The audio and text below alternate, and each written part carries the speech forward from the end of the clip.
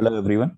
So today I'm going to explain bagging in machine learning. So we'll be talking what is ensemble learning, short introduction about ensemble learning, and then we'll talk about what is bagging.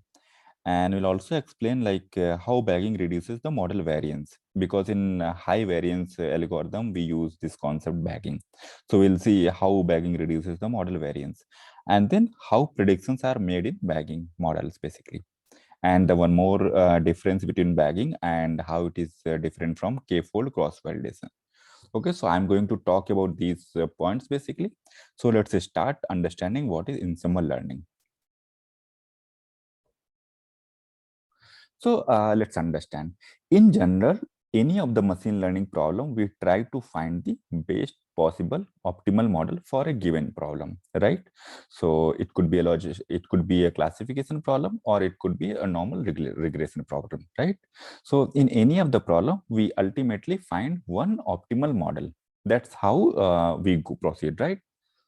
But that means finding the best possible model within the given model family. For example, finding the best possible decision tree, or finding the best possible KNN model, right? Or even finding the best possible logistic regression model, or finding the best possible maybe a linear regression model, right?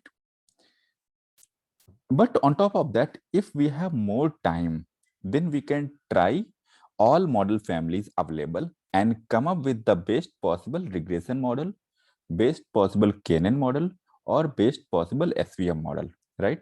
And among these, again, select the best possible model, which will be either KNN, SVM, or any other. So these three points are telling you, like, in general, how we approach any machine learning problem, right? If we have enough time, then we try different model families, and then ultimately we decide, okay, which one is performing better, so we finalize that one. So that is a normal flow, right?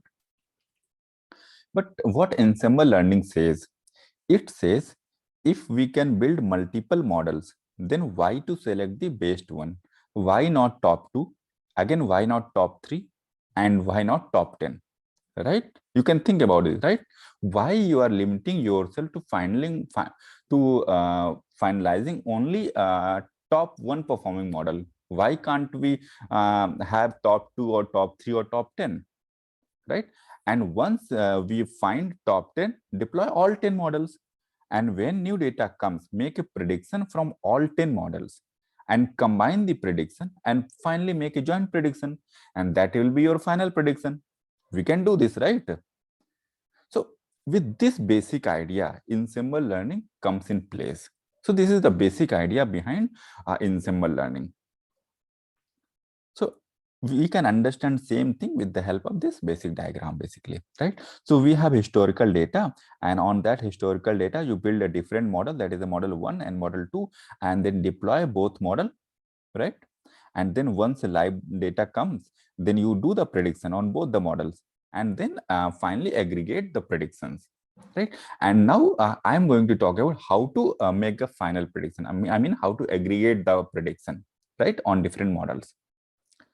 So that's where two questions remains, what is meant by building training different models and how to combine the prediction. Okay, so let's understand that one. So when we say building or training different models, then it is nothing but training a model on different set of samples. And when we say combine the prediction of all models, then it means if it is a regression type of problem, and then take the weighted mean or normal mean, then or median or max or min of all the predictions, right? So for example, if it is a regression problem, then you can take either mean, median of all the model outcome to get the final outcome. So what I meant to say here, let's go back and understand this in this example, right? So here we deployed two models, right? And if it is a regression problem, then the final prediction will be the average or mean of these two model predictions. Suppose this is predicting y1 and this is predicting y2, then the final prediction will be y1 plus y2 divided by 2. That is the average, right? So I took average just to explain you. Based on different problems, you can go with median, you can even go with like a mean max. Okay, And now the second type of problem is classification. So here in case of classification, you do the majority voting, right?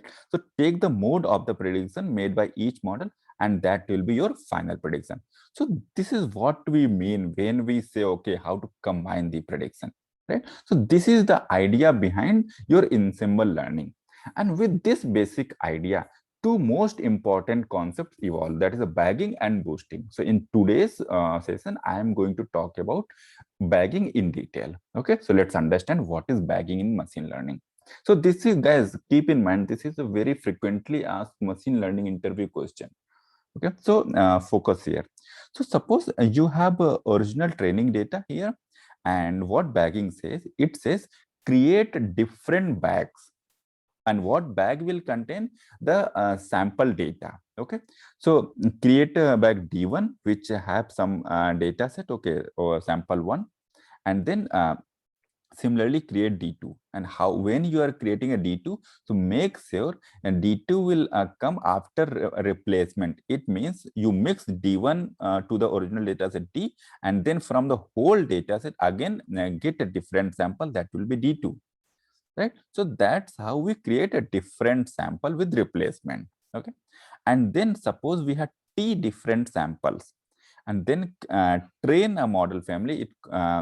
Any model, it could be decision tree or KNN or any other high variance model, okay, on each data set, and that's how you will get t different models.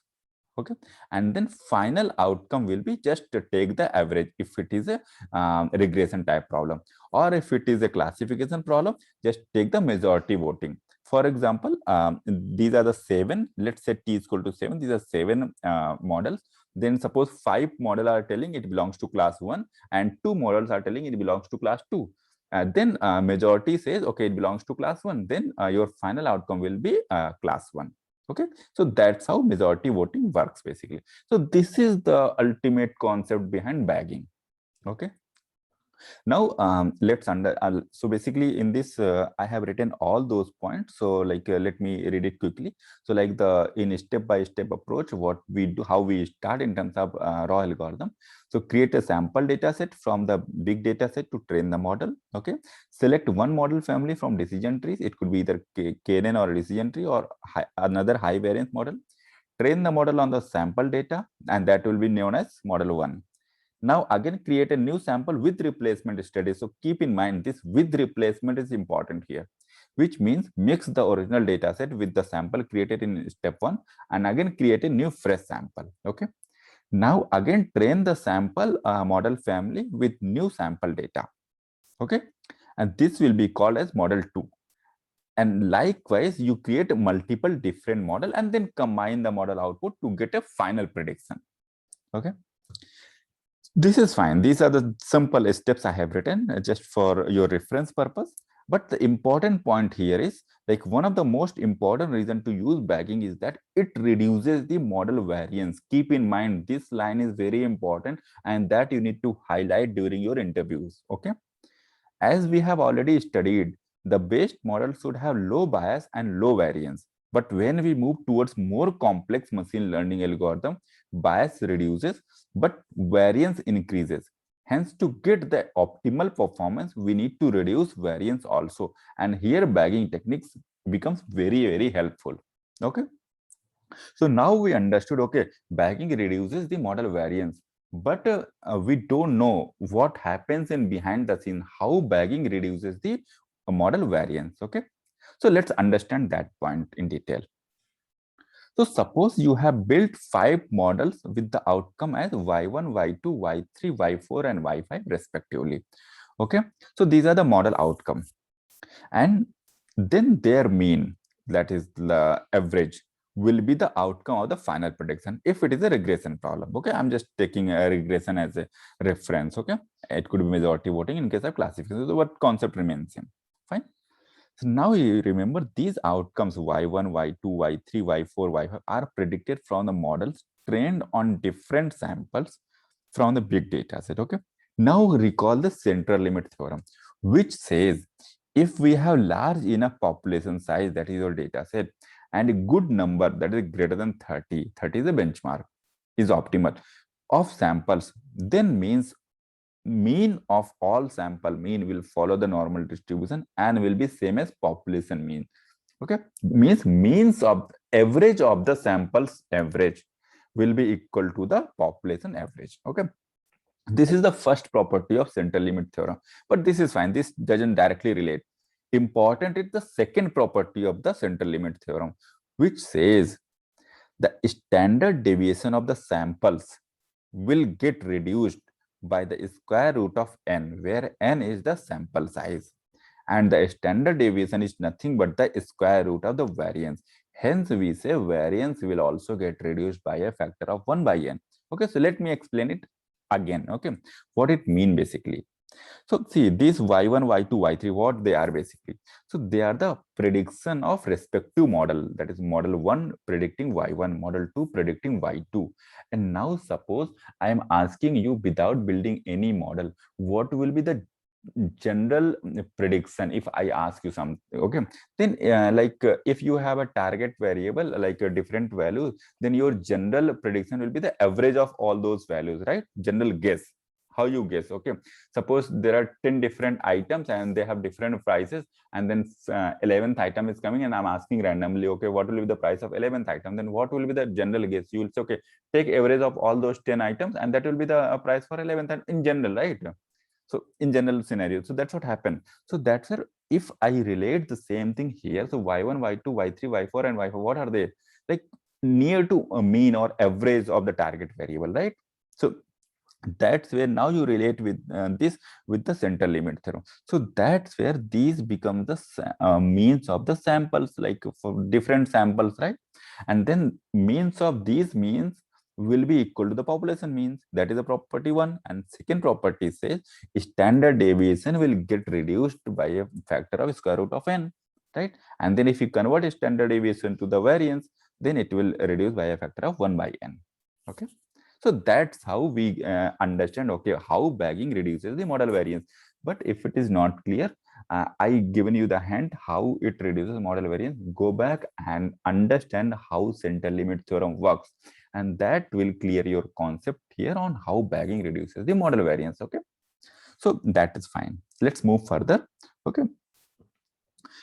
another question comes with respect to bagging, like how bagging is different from k-fold cross validation. Okay, so I'm assuming you have fair understanding of k-fold cross validation. So here I'm just going to differentiate both of them. So what k-fold cross validation helps you to understand how well your model will generalize on the training data. And k-fold cross validation helps you to identify which model family will generalize the learned behavior on the unseen data well. So at the end, we'll have only one model for the prediction. In contrast to the bagging, where we train model on multiple samples with replacement strategy and consider all model output for the final prediction. Okay. In k-fold cross validation helps to tune the hyperparameter of the model to reduce the overfitting. So it is basically used for reducing the overfitting, while bagging helps you to reduce the model variance. Keep this in mind. Okay, this is the important point. Okay. So this is the difference with respect to k-fold cross validation. Now there are certain limitations to bagging. What are those? If one feature dominates more than if we build multiple decision trees, then they will all be exactly same. Think about the if-else rule in decision trees. Okay, and then you can relate. And bagging won't work properly. So it means if one feature is dominating very heavily against other feature, then all your model, okay, will be ditto same, exactly same. Okay. So if you know how we build decision tree, okay, then you will understand this concept very easily. So for that, like how a split happens in decision tree, how your parent node forms, so that feature which dominates more, that will be your parent node in very simple term. Otherwise we use Gini index and entropy and information gain to come up with the parent node, right? So I have explained same concept in my another video, so you can go through that video to revise your concept on how splitting happens in decision tree. Okay, but in general, like the feature which dominates more becomes the parent node. And if like there is too much dominance, then all your decision tree in terms of, in case of bagging, will be similar, right? So that is where we do different feature selection also along with different sampling. So what second point is telling? So the limitation is like if one feature dominates most, okay, then all decision tree will be same in bagging. To overcome this, okay, you don't only take different samples, okay, based on the rows basically, okay, but you also you also have the different feature subspace, okay. Till now in bagging we understood, okay, take different samples. In every sample all features were there, but only different set of rows basically, right? But if you include a different set of features as well in each sample, then it becomes random forest. So that's how random forest came in place, okay. So I just given you the hint, okay, how random forest came in place on top of bagging basically, okay. So let's quickly go through the random forest also. So in how we build the models using random forest, basically a different subset of training data, you take different subset of training data, a random subset of feature as well, and then same ML algorithm on each training. Only about two things get changed, okay. So what becomes, so in first one, okay, when we take different subset of training data and create different model, it is a bagging, okay. But on top of that, if we take different features also in each sample, then it becomes random forest, and then you train the model family, okay. So why we need random feature subspace? Think about regularization. If there are one very strong predictor, and basically what we understood in limitations of bagging, and that those limitations we are overcoming with the help of random forest, okay. So you can go through these points, that's fine, okay. And the advantages of random forest, like decorrelates the model in the ensembles and improve the accuracy of the prediction, of course reduces the model variance, and that comes from backtree. So let's again go back to bagging. The important thing in bagging is like it is mainly used for reducing the model variance. That is the primary goal of having bagged model, okay. And when we will be talking about boosting in my next video, but let me tell you the difference quickly. Boosting primary goal is to improve the model accuracy, whereas bagging is primarily used for reducing the model variance. And of course, as a byproduct, accuracy will increase, okay, but that is not the primary goal. Primary goal is to reduce the model variance in bagging, okay. So that's all about the bagging. I hope you liked the video. And if yes, then please subscribe to my channel and hit the notification icon bell so that you will get notified for all the future videos. And thank you very much for watching.